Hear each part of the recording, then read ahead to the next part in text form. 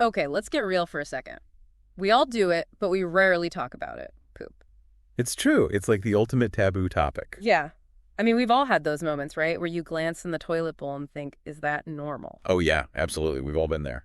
So today we're going to decode those messages. We're going to take a deep dive into what your poop is trying to tell you about your health. Because, believe it or not, your poop can be a really good indicator of what's going on inside. So let's start with the most basic question. What exactly is poop? Good question. It's obviously more than just undigested food. Right. I mean, yeah, there's a lot more to it. Okay, so break it down for us. What's in there? Well, for starters, about 75% of poop is actually water. Wow, that's a lot more than I would guess. Right. And then the other 25% is solid matter, which includes undigested fiber, mostly from plants, and dead bacteria from your gut microbiome. Hold on, gut microbiome? Yeah. I think some of our listeners might need a quick refresher on that. Sure. So your gut microbiome is this amazing community of trillions of bacteria, fungi, and other microorganisms that live in your digestive tract. They play a huge role in digestion, immunity, even your mental health, believe it or not. And when these bacteria die off, they become part of you. Guessed it, your poop. Wow, so it's like a whole ecosystem down there. Yeah, you can say that. So besides water, fiber, and those bacteria, what else makes up the solid part of poop? Well, you've also got bile, which is a fluid produced by your liver. It helps break down fats, and bile is actually what gives poop that characteristic brown color. Okay, that makes sense. But what about when poop decides to get a little colorful? I mean, we all know brown is the ideal, Right. but what does it mean when other colors show up? Should we be worried? That's where things get interesting. Brown is generally a good sign, but variations in color can definitely sometimes give us clues about what's happening in our bodies. Okay, so let's break down this poop rainbow. What about green poop? Does it really mean you've been eating too much spinach? Well, a spinach-heavy smoothie can definitely tint things green, Mm-hmm. but it could also be a sign that food is moving through your system too quickly. Too quickly. Yeah, like too quickly for the bile to fully break down. Okay. And in that case, the green color comes from bilirubin, which is a pigment in bile. So a green poop here and there is probably no big deal. Probably not. But if it's a consistent thing, it might be worth paying attention to. Exactly. Now, if you see yellow, greasy poop, Yellow and greasy. yeah, that could be a sign of fat malabsorption. Fat malabsorption, okay. Think of it like your body not fully absorbing the oil when you cook, so some of it ends up in your stool. Okay, I get it. And that's what gives it that kind of yellow, greasy appearance. Right. Okay, what about black poop? That seems a little alarming. Black stool can be concerning, but it's important to consider the It's context. context. Yeah. Like if you've been taking iron supplements, that can definitely darken your stool. Okay, so supplements can affect it. Definitely. However, if it's not supplement related, black poop could indicate bleeding in the upper digestive tract. So black stool is a see your doctor situation unless you can easily explain it away. Exactly. What about red poop? Red can be tricky too. If you've eaten beets recently, that can temporarily turn your poop red. But bright red streaks or consistently dark red color could be a sign of bleeding lower in the digestive tract. Lower in the tract. Yeah, like potentially from hemorrhoids or something more serious. Again, when in doubt, check with your doctor. Got it. One last color. What about white or pale poop? That one also warrants medical attention. White or pale stool could be a sign that your bile duct is blocked, preventing bile from reaching your intestines. And bile is essential for fat digestion, right? Right. And it gives poop that brown color. So a lack of bile can lead to both digestive issues and, as we said, changes in stool color. Okay, so we've covered the color spectrum. It seems like the key takeaway here is that occasional variations aren't a huge deal, but persistent changes are worth investigating further. Definitely. It's all about listening to your body and recognizing when something might be off. Now, besides color, did you know that there's an entire chart dedicated to the shapes and sizes of poop? Oh, yeah, the Bristol Stool Chart. It's a classic. I've definitely heard of that. It seems like a handy tool to have. It is. But how much can you really tell from the shape of your poop? You'd be surprised. The Bristol Stool Chart is actually surprisingly informative. It classifies poop into 7 different types, ranging from hard lumps to watery diarrhea. 7 types. Okay. Yeah, and by looking at the shape and consistency of your stool, you can actually get a pretty good idea of how fast or slow things are moving through your digestive system. Okay, so walk us through those types. What should we be looking for? All right, so imagine a scale of 1 to 7. Okay. Type 1 is like trying to pass small, hard pebbles. That is a sign of severe constipation. Oh, that sounds unpleasant. Yeah. Then type 2 is a bit better. It's still lumpy and sausage-shaped, but a bit easier to pass. Still not great, though. No. Then you have types 3 and 4, which are considered ideal. The ideal poop. Yeah, the Goldilocks poop. Okay. So type 3 is like a smooth sausage shape with some cracks on the surface. And type 4 is like a soft sausage or snake. Easy to pass, no straining. So not too hard, not too soft, just right. Exactly. What about the other end of the spectrum? Yeah, so if you're seeing types 5, 6, or 7, things are moving a bit too quickly through your system. Uh-oh. So type 5 is soft blobs with clear-cut edges. Type 6 is mushy and fluffy pieces with ragged edges. And then type 7 is completely liquid. Diarrhea. Diarrhea, exactly. Okay, so the Bristol Stool Chart basically helps us understand where our poop falls on that spectrum from, super constipated to super fast. Now, speaking of things that can affect our digestion, is it true that what we eat has a huge impact on our poop? Absolutely. I mean, remember that undigested fiber we talked about? Yeah. Well, that comes directly from the food we eat. Yeah. And different foods break down differently in the gut. So let's talk specifics. What are some of the biggest culprits when it comes to poop problems? Well, one of the most common issues is actually just not getting enough fiber. Okay, fiber. Yeah, fiber adds bulk to your stool, which helps it move smoothly through your system. If you're not eating enough fiber-rich foods, like fruits, vegetables, whole grains, you're more likely to experience constipation. Makes sense. Load up on those fruits and veggies. What about fats? How do those affect things? High-fat foods can be a bit trickier for your body to digest. Okay. If you eat a very fatty meal, you might notice your poop is a bit greasier and looser than usual. Oh, yeah. That's because your body might have trouble breaking down all that fat, so some of it ends up in your stool. Uh-huh. So that explains the yellow, greasy poop we talked about earlier. Exactly. Okay, what about meat? I mean, obviously, a lot of people eat meat. How does that affect things? Meat-heavy diets, especially those low in fiber, can lead to harder, drier stools. Okay. Because meat itself doesn't actually contain any fiber. And without that bulk, things can get a bit backed up. Okay, so if you're a meat eater, it's extra important to make sure you're getting enough fiber from other sources. Right. What about dairy? I know a lot of people have trouble digesting dairy products. Dairy can be a big trigger for some people, especially those who are lactose intolerant. Right? Lactose is a sugar found in milk and other dairy products. And if you're lactose intolerant, your body doesn't produce enough of the enzyme needed to break it down. So what happens when that undigested lactose hits the gut? It can lead to all sorts of unpleasant symptoms, gas, bloating, cramping, and, yes, diarrhea. Yikes. Yeah, your gut bacteria basically ferment that lactose, Ferment it? producing those unwanted side effects. So if you know you're lactose intolerant, it's best to steer clear of dairy or look for lactose-free alternatives. Definitely. And let's not forget about caffeine and alcohol. Oh, yeah, those are big ones. Big ones. Those are both diuretics, meaning they can dehydrate you.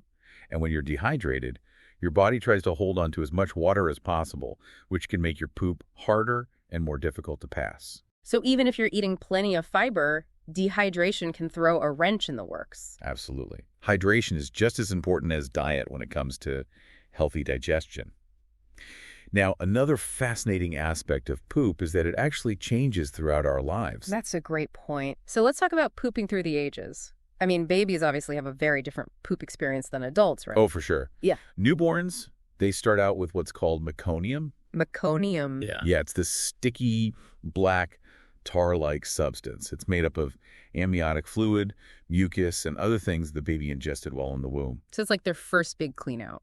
Exactly. And then once the baby starts feeding, their poop transitions to a softer, yellowish consistency. And whether they're breastfed or formula-fed has a huge impact on the color and the smell. Oh, I remember those diaper changes well. Yeah. So when does things start to look more adult-like? Well, as babies transition to solid foods, their poop starts to change again, becoming more formed and taking on a browner hue. By the time they're toddlers, their poop is usually pretty similar to that of an adult. And then we hit the young adult years. What's going on in the digestive department during that stage of life? For most young adults, pooping is relatively straightforward. Okay. Assuming, they're eating a healthy diet, managing their stress levels, their digestive systems are generally functioning at their peak, and they haven't yet experienced those age-related changes that come later in life. But eventually, those age-related changes do start to kick in. What happens as we enter middle age? Well, as we age, our metabolism slows down, Right. and so does digestion. This can lead to more frequent constipation, especially if we're not as active as we used to be. And let's not forget about those hormonal shifts that happen during this time, especially for women going through menopause. Absolutely. Yeah. Those hormonal changes can definitely impact gut motility, making things a bit more unpredictable in the bathroom. Yeah. So what about the senior years? What kind of challenges do people face when it comes to pooping as they get older? One of the biggest challenges is that our gut muscles can actually weaken with age, making it harder to pass stool. Also, the diversity of our gut microbiome tends to decrease, which can impact digestion as well. So it sounds like maintaining a healthy gut becomes even more important as we age. For sure. What can people do to kind of keep things moving smoothly in their later years? Well, the fundamentals are still key. Okay. A fiber-rich diet, plenty fluids, regular exercise. Basics. The basics. But for seniors, it might also be helpful to incorporate things like probiotics and prebiotics into their diet to support gut health. Okay, so we've covered a lot of ground here, from the composition of poop to how it changes throughout our lives. Now, before we move on, I'm curious about something. We talked about how stress can affect digestion. Is there a scientific explanation for that gut-brain connection? There absolutely is. It's actually a fascinating area of research. Yeah. And we're learning more all the time about how intricately connected our gut and brain really are. Wow. When we experience stress, our bodies release hormones like cortisol. And these hormones can actually slow down digestion. So it's not just in our heads. Stress can physically impact our gut. It's a real physiological response. And what's even more interesting is that the communication actually goes both ways. Both ways. Yeah.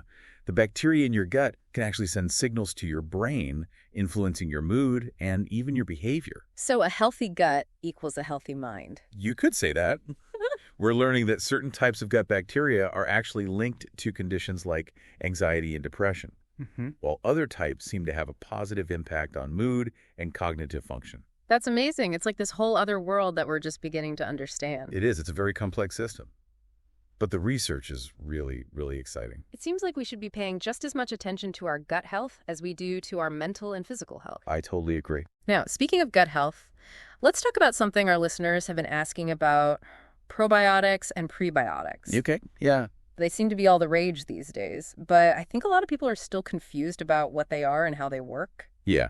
So probiotics are essentially live bacteria that are beneficial to your gut health. You can think of them as like the good guys that help keep your gut microbiome in balance. And we can get probiotics from foods like yogurt and sauerkraut, right? Exactly.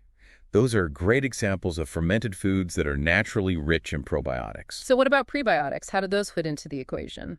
Prebiotics are types of fiber that your body can't digest, but that serve as food for the probiotics in your gut. Oh. So they're like fertilizer for your good gut bacteria, helping them thrive and multiply. Okay, so it's like a symbiotic relationship. Prebiotics nourish the probiotics, which in turn help keep our gut healthy and functioning properly. Exactly. And just like probiotics, you can find prebiotics in certain foods. Think things like bananas, onions, garlic, asparagus, and whole grains. So if you're looking to boost your gut health, make sure you're getting a good dose of both probiotics and prebiotics. Now, I want to get to some listener questions because we've received a ton. Okay, let's do it. Okay, first up, we have a question from Sarah who asks, I've heard that the way we sit on the toilet can actually affect how easily we poop. Is there any truth to that? That's a great question, Sarah. And it's actually true. The way we position our bodies on the toilet can definitely impact our ability to have a smooth bowel movement. Think about how our ancestors used to poop. They squatted. So those squatty potty stools that they sell actually have some scientific backing. They do. When we squat, our colon actually straightens out, making it easier for poop to pass through. So elevating your feet while you're on the toilet can help mimic that squatting position and relax the muscles around your rectum, allowing for a more effortless evacuation. Interesting. So if you're someone who struggles with constipation, a squatty potty might be worth trying. Okay, next question. This one comes from David. He asks, is it true that stress can affect my poop? I feel like I always get constipated when I'm feeling anxious. David, you're not alone in feeling this way. Yeah. There's a strong connection between our gut and our brain, often referred to as the gut-brain axis. And when we're stressed, our bodies release hormones that can actually slow down digestion, leading to constipation. So it's not just in our heads. Stress can really mess with our poop. It's a real physiological response. And what's even more fascinating is that it actually works both ways. When our gut is out of whack, it can also affect our mood and mental health. It's this intricate two-way communication system that we're only beginning to understand. That makes a lot of sense. I've definitely noticed that when my digestion is off, I tend to feel more anxious and irritable. It's like a vicious cycle. It can be. That's why it's so important to manage stress through techniques like exercise, meditation, or just spending time in nature. And of course, taking care of your gut health through a healthy diet and lifestyle can also help break that cycle. Great advice. Okay, let's move on to a question from Maria. I've been hearing a lot about probiotics and prebiotics lately. Can you explain what they are and if they really help with poop? Maria, we just talked about probiotics and prebiotics. We did. Probiotics are the good bacteria that live in our gut and help with digestion. We get them from foods like yogurt and fermented foods. And prebiotics are types of fiber that feed those probiotics. And we get those from foods like bananas, onions, and whole grains. So both are essential for a healthy gut, which ultimately leads to healthier poop. Got it. Okay, we have time for one more question. This one comes from James, who asks, I'm pretty regular, but sometimes I feel like I haven't fully emptied my bowels. Is that normal? James, that's a very common feeling. Yeah. And there are a few things that could be causing it. Sometimes it's simply a matter of not giving yourself enough time on the toilet. Oh, interesting. Yeah, it's important to relax and let your body do its thing. Don't rush it. Don't rush it, exactly. But if you're taking your time and still feel like there's something left behind, it could be related to diet or lifestyle factors. Okay, so back to the basics. Enough fiber, enough water. Exactly. But what if you're doing all the right things and you're still experiencing this issue? Is there anything else that could be going on? It's possible that there's something else going on. In some cases, it could be a sign of an underlying condition like irritable bowel syndrome, IBS, or pelvic floor dysfunction. So if you're concerned, it's always best to talk to your doctor. Great advice. Well, we've covered a lot of ground in this episode. We've talked about what poop is made of, how it changes throughout our lives, and the many factors that can influence its color, consistency, and frequency. But before we wrap things up, I think it's important to talk about when to worry and when not to worry. Yeah, definitely. I mean, poop problems can be scary, but most of the time they're nothing to freak out about. Okay, good. Yeah, the vast majority of issues are temporary and diet-related. However, there are a few warning signs that should always be taken seriously. Okay, so let's go over those red flags. What should people be on the lookout for? First and foremost, any significant changes in your bowel habits that last for more than a few days warrant attention. This includes things like chronic diarrhea or constipation, blood in the stool, or unexplained weight loss. Okay, those definitely sound like reasons to see a doctor. Mm. What about the floating greasy poop we talked about earlier? Should that be a cause for concern? If you occasionally have a floater, it's probably not a big deal. But if your poop is consistently floating and greasy, it could be a sign of fat malabsorption, which can be a symptom of various digestive disorders. So it's important to pay attention to patterns rather than one-off occurrences. Exactly. Your body is constantly giving you clues, and your poop is one of its most powerful messengers. So listen to what it's saying, and don't hesitate to seek medical advice if you're ever unsure. Well said. Now, before we go, I have one last question for you. Okay. We've talked about all the things that can affect our poop diet, stress, age, even the way we sit on the toilet. Right. But what about wiping? Is there a right way to wipe? The age-old question. Right. While it might seem like a simple task, there are definitely some best practices when it comes to wiping. Okay, so let's break it down. What are the key things to keep in mind for a clean and comfortable finish? Well, first and foremost, always wipe from front to back, Front to back, okay. especially for women. Got it. This helps prevent bacteria from spreading from the rectal area to the urethra, which can lead to UTIs. Oh, good point. Yeah, hygiene is super important. And also, don't overdo it with the toilet paper. Really? Yeah, using too much can irritate that delicate skin, leading to discomfort and itching. So it's about being gentle. Gentle and efficient. Okay. What about wiping technique? I mean, should we be dabbing or wiping? Dabbing is definitely gentler on the skin. And make sure you're using soft, absorbent toilet paper. Makes sense. Okay, what about all those other wiping options we're seeing these days? Bidets, wet wipes, reusable cloths? What are your thoughts on those? It really comes down to personal preference. Yeah. Bidets use a stream of water to cleanse the area, and many people find them to be very effective and refreshing. Yeah, I can see that. But they do require installation, which might not be feasible for everybody. Right, not all bathrooms are bidet friendly. What about wet wipes? Those seem pretty convenient. Wet wipes can be a good option for a thorough clean, Yeah. but it's really important to choose wipes that are specifically designed for toilet use and are flushable. Oh, that's a good point. Yeah, a lot of wet wipes contain plastics and other materials that can clog sewer systems and harm the environment. So read those labels carefully, folks. What about reusable cloths? Those seem like the most eco-friendly option. They can be. Reusable cloths are typically made from soft absorbent materials like bamboo or cotton, and you simply wash them after each use. Okay. So this can be a really great option for people trying to reduce their environmental impact. It sounds like there are a lot of options out there. It's all about finding what fits your lifestyle and your priorities. Well, we've covered a lot of ground today. We've talked about what poop is made of, how it changes throughout our lives, the things that affect it, diet, stress, age, even how to properly wipe. Who knew there was so much to say about poop? Right. But I think we've learned that poop can be a surprisingly powerful indicator of our overall health. Absolutely. It's like a window into your digestive system, providing valuable insights into what's going on inside. So as we wrap up this deep dive, what are some of the key takeaways you want our listeners to remember? I'd say the most important takeaway is to pay attention to your poop. Okay. Don't be afraid to look in the toilet bowl and observe what's going on. Changes in color, consistency, frequency, or anything else out of the ordinary could be a sign that something's not quite right. The more you know about your own poop, the better equipped you'll be to take care of your digestive health.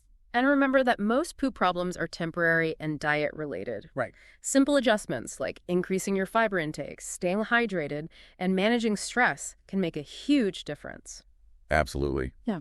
But if you're experiencing persistent or concerning symptoms, don't hesitate to seek medical advice. Right. It's always better to be safe than sorry. Well said.